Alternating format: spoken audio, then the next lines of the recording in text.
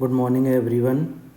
आज हम बहुत important editorial discussion direct benefit transfer के ऊपर डिस्कस करेंगे कि कैसे डायरेक्ट बेनिफिट ट्रांसफ़र स्कीम ने बेनिफिट पहुंचाया है लोगों को, और देखेंगे किस तरह से क्या क्या चैलेंजेस का गवर्नमेंट को सामना करना पड़ा है। देखो, ये बहुत इम्पॉर्टेंट एक स्कीम के तौर पर निकला था। आप जानते हैं 2014 से पहले कांग्रेस की गवर्नमेंट हुआ करती थी, तो उस टाइम पर कुछ एक्सपेरिमेंट चल रहे थे।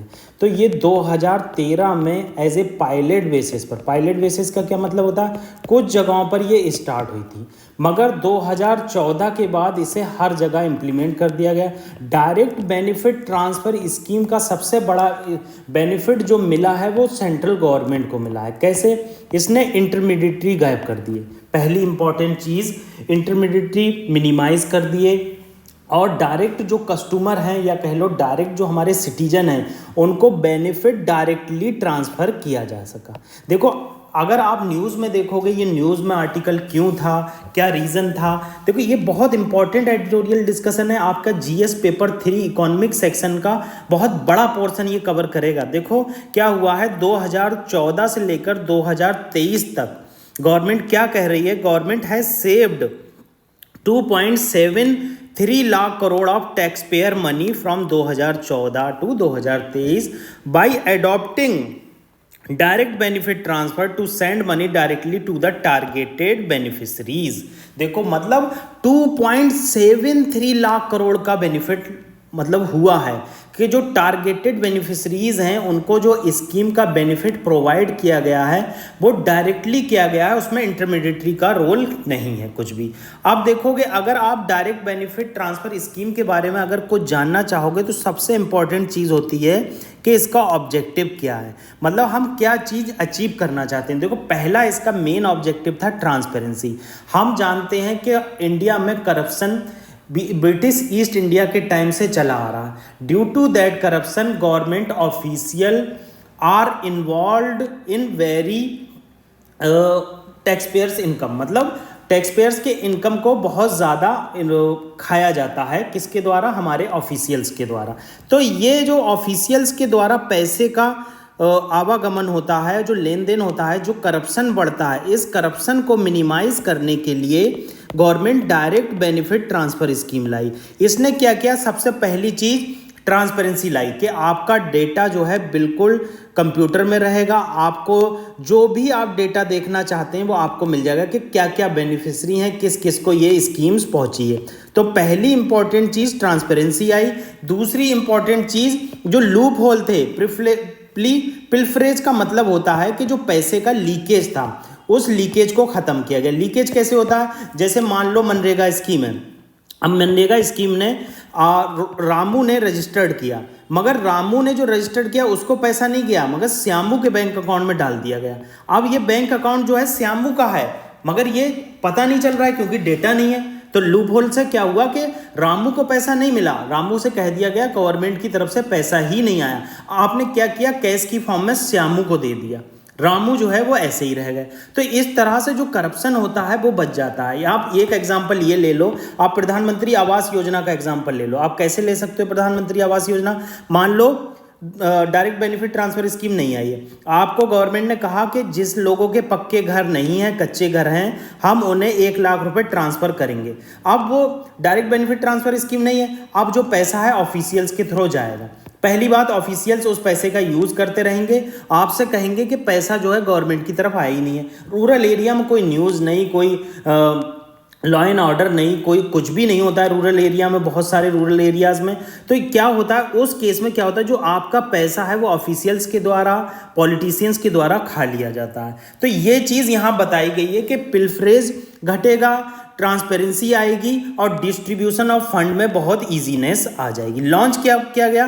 देखो 2013 में से लॉन्च किया गया था सर्टेन डिस्ट्रिक्ट में, मगर इंप्लीमेंट कर दिया गया 2014 से। नोडल एजेंसी कौन है? नोडल एजेंसी है इसकी, नोडल एजेंसी आप देखोगे डायरेक्ट बेनिफिट ट्रांसफर स्कीम्स की या फिर मिशन की, तो कैबिनेट सेक्रेटरी अंडर सेक्रेटरी, ठीक है, कैबिनेट जो सेक्रेटरी होता है सेंट्रल लेवल पर, वो इसको इम्प्लीमेंट करने में हेल्प करता है। ठीक है, डिस्ट्रीब्यूशन क्या है? डिस्ट्रीब्यूशन चैनलाइज किया जाता है पब्लिक फाइनेंस मैनेजमेंट सिस्टम के द्वारा। एक सेंट्रल लेवल पर एक पब्लिक फाइनेंस मैनेजमेंट सिस्टम है, उसके द्वारा इसको डिस्बर्समेंट किया जाता है। आधार रिक्वायरमेंट, आधार हर स्कीम के लिए मैंडेटरी नहीं है। देखो क्या हुआ था, गवर्नमेंट अपोजिशन के द्वारा एक केस किया गया था, कुछ स्कीम्स में गवर्नमेंट ने आधार मैंडेटरी कर दिया था। जैसे मान लो ये तुम्हारी स्कीम हो गई मनरेगा स्कीम। मनरेगा स्कीम एक फाइनेंशियल स्कीम है, तो गवर्नमेंट ने सुप्रीम कोर्ट में कहा कि हम फाइनेंशियल स्कीम में आधार कार्ड मैंडेटरी कर रहे हैं। इसका सबसे बड़ा रीज़न ये है जो फाइनेंसेस के लॉसेज हैं वो बच जाएंगे।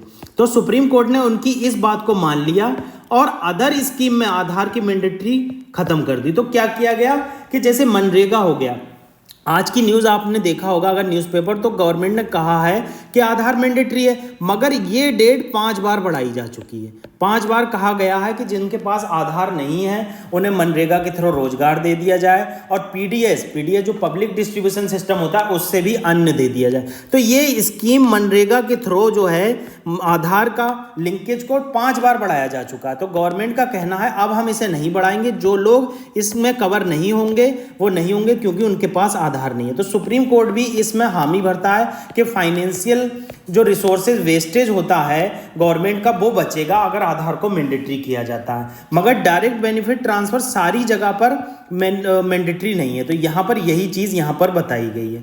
अब आगे क्या बताया गया कि आधार कार्ड, जब से आधार कह रहे हैं कि आधार एक यूनिक आइडेंटिफिकेशन है, मगर कोई ज़रूरी नहीं है कि आधार को हर बेनिफिशरी के लिए हर कहीं उसको यूज़ किया जाए, मगर इनकरेज किया जाता है। की इनेबलर कौन है, मतलब किसकी वजह से अभी तक डायरेक्ट बेनिफिट ट्रांसफर स्कीम बहुत अच्छे से ग्रोथ किया है, क्या क्या रीज़न है? पहला रीज़न है जेम ट्रिनिटी। आप याद रखना, जेम ट्रिनिटी बहुत अच्छा वर्ड है, कहीं भी आप यूज़ कर सकते हो। जेम क्या है? जे क्या है? जनधन, ए क्या है? आधार, और एम क्या है? मोबाइल। ये जेम ट्रिनिटी ऐसा है कि जनधन अकाउंट में आपके आधार के थ्रू मोबाइल से डायरेक्ट पैसे आ जाएंगे। आपका एक अकाउंट होगा जो गवर्नमेंट ने जनधन अकाउंट खोले, आपने मनरेगा में वर्क किया, मनरेगा में जो वर्क हुआ वो आपकी लिस्ट गई स्टेट गवर्नमेंट के पास, स्टेट गवर्नमेंट ने डायरेक्टली जो पैसा सेंटर से आया वो आपके जनधन अकाउंट में भेज दिया। तो इस तरह से जो ये इंटरमीडिएटरी थे यहाँ पर, ये एज्यूम कर लेते हैं, ये क्या हो गया, इन्हें बाईपास कर दिया गया। तो इस तरह से जेम ट्रिनिटी का बेनिफिट मिलता है। क्या कह रहा है आगे? कह रहा है कि लीकेज प्रूफ, मतलब लीकेज नहीं होता है। वेल टारगेटेड, जिसे टारगेट करना है उसे टारगेट किया जाता है। कैशलेस, मतलब कैश का फ्लो कम हो जाता है और कैशलेस इकोनॉमी बनती है जिससे फाइनेंशियल इंक्लूजन आता है। और टाइमली मैनर, मतलब टाइम पर आपको पैसा मिल जाता है, आपको दिक्कत भी नहीं होती है जैसे ऑफिशियल पहले ट्रिकाते रहते थे। अब आगे क्या है? बिजनेस करस्पॉन्डेंट इंफ्रास्ट्रक्चर, मतलब दूसरा इनेबलर क्या है, दूसरा रीजन क्या है जो डायरेक्ट बेनिफिट ट्रांसफर स्कीम तरक्की की है कि बिजनेस करस्पॉन्डेंट इंफ्रास्ट्रक्चर है। मतलब कि जो बिजनेस करस्पॉन्डेंट हैं, जैसे मान लो फोन पे हो गया, अदर चीज़ें हो गई, उन्होंने क्या किया है, बेनिफिशरी के स्कीम्स का बेनिफिट डोर स्टेप तक पहुंचाया है और उन्हें पूरे बेनिफिट मिले। पेमेंट बैंक ने बहुत ज़्यादा मदद की, आप जानते हैं पेटीएम पेमेंट बैंक, फ़ोन पे पेमेंट बैंक, इसके थ्रू क्या है, पेनिट्रेशन बहुत ज़्यादा बढ़ गया है। किसका? डायरेक्ट बेनिफिट ट्रांसफर स्कीम का। मोबाइल तो आपको पता ही, मोबाइल से तो सबसे ज़्यादा कैशलेस ट्रांजैक्शन होता है। जहाँ भी जाते हैं आप क्यूआर कोड दबा देते हैं, इससे होता। मगर ये यहाँ क्यूआर कोड की बात नहीं आ रही है, यहाँ पर बात है कि जो गवर्नमेंट अपने बेनिफिशरीज चुनती है डायरेक्ट बेनिफिट ट्रांसफर स्कीम में, वो इसके थ्रू डायरेक्टली चुन लेती है। इम्पैक्ट क्या हुआ है इसका? डायरेक्ट बेनिफिट ट्रांसफर स्कीम का इम्पैक्ट क्या हुआ? सबसे बड़ा इम्पैक्ट पड़ा है कि फाइनेंशियल इंक्लूजन हुआ। आपको याद रखना है, इन्होंने पहला पॉइंट तो दिया है एक्सपीडिटेड फंड ट्रांसफर, मतलब फंड ट्रांसफर में जो मतलब फास्टनेस आई है। मतलब आप देखेंगे कहीं भी, आप मनरेगा में काम किया, आज आपने मनरेगा में काम किया, आपका रजिस्टर में नाम गया, रजिस्टर में नाम जाते ही क्या होगा, वो डिजिटली इसको डिजिटल डेटा बना दिया गया। डिजिटल डेटा स्टेट गवर्नमेंट के पास पहुंच गया, स्टेट गवर्नमेंट ने अगले दिन वो नाम देके आपके पास फंड आ गया। तो ये फंड ट्रांसफर बहुत फास्ट हो गया है, कॉस्ट इफेक्टिव हो गया है, इंटरमीडिएटरी का रोल कम हो गया है और फ्रॉड की घटनाएं भी बहुत कम हो गई हैं। ठीक है, आगे क्या बताया गया? यही चीज़ बताई गई किस तरह से पीएम आवास योजना में बेनिफिट मिला, एलपीजी स्कीम में बेनिफिट मिला। दूसरी इंपॉर्टेंट चीज़ क्या है कि क्या रीजन है, क्या इंपैक्ट पड़ा है डीबीटी का? Reduce corruption. करप्शन तो हम 1000 बार डिस्कस कर चुके हैं, बेसिक है, आपकी नसों में होना चाहिए, कहीं भी आए सबसे पहले आप लिख दो कि करप्शन को रिड्यूस किया है। एलिमिनेट, इंटरमीडिएटरी को एलिमिनेट किया गया गवर्नमेंट के द्वारा, बहुत सारे इंटरमीडिएटरी एलिमिनेट हो गए। फाइनेंशियल इंक्लूजन आया, सबसे पहले मैंने आपको फाइनेंशियल इंक्लूजन बताया था, फोन पे आ गया, बैंक अकाउंट आ गया, मोबाइल आ गया, तो आप इजीली बैंक अकाउंट खुलवा सकते हैं। फाइनेंशियल इंक्लूड, आपको जो है फॉर्म भरने की भी आप जरूरत नहीं पड़ती, आप आधार कार्ड दे दो, अपने साइन दे दो, बाकी बैंक अकाउंट वाले अपना बैंक वाले अपना फॉर्म भर लेते हैं और पूरा उसको कर देते हैं। तो इस तरह से बेनिफिट मिले। बेटर मॉनिटरिंग, अब ऑब्वियस सी बात है, डिजिटलाइजेशन से मॉनिटरिंग बहुत बेटर है ना।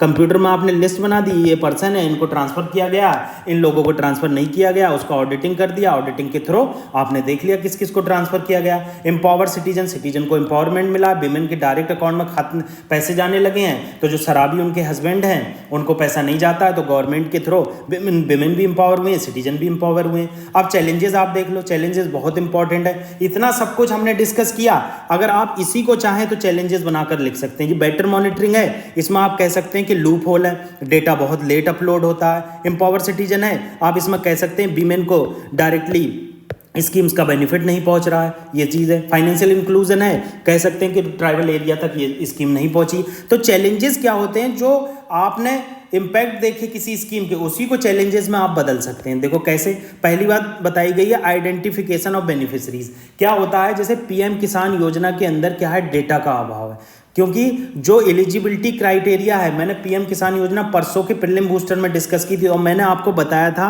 जो एलिजिबिलिटी क्राइटेरिया है वो स्टेट गवर्नमेंट डिसाइड करती है। स्टेट गवर्नमेंट बताती है कि कौन पीएम किसान योजना का फायदा उठाएगा। आपको पता है पीएम किसान योजना क्या है, सेंट्रल सेक्टर स्कीम है, तो सेंटर से डायरेक्ट फंड जो है आपके अकाउंट में आते हैं। तो क्या होता है, जो स्टेट के द्वारा लिस्ट जारी की जाती है, कभी कभी उसमें जो है आइडेंटिफिकेशन अच्छे से नहीं किया जाता है, कुछ गलत लोगों को पैसा चला जाता है। ठीक है, डेटाबेस की प्रॉब्लम है, डेटा जो है अच्छे से नहीं मैनेज हो पाता है। ठीक है, कंप्लायंस एंड ऑपरेशनल इशू, बहुत ज़्यादा आपको ऑपरेशनल इशू देखने को मिलेंगे, कहीं नेट नहीं आ रहा है, कहीं पर फिंगरप्रिंट सही से मैच नहीं हो रहे हैं, तो इस तरह के इशू देखने को मिलते हैं, जिससे क्या होता है, आप अक्सर न्यूज़पेपर में देखेंगे केस स्टडी कि एक पुअर आदमी को पीडीएस स्कीम का बेनिफिट नहीं मिल पाया और उस स्कीम का बेनिफिट ना मिलने से क्या हुआ, उसकी डेथ हो गई।